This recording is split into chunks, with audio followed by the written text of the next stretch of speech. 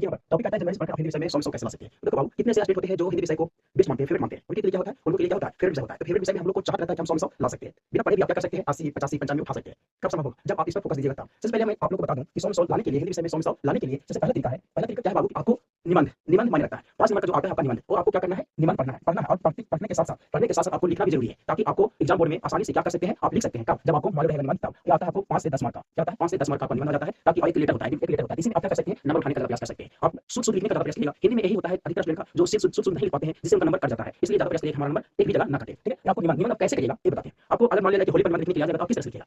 तो होली परिणाम लिखने के लिए आ जाएगा बाबू, तो आपको कुछ नहीं करना, बस उसको समझना है पहले कि निबंध आखिर किस तरह से लिखा है।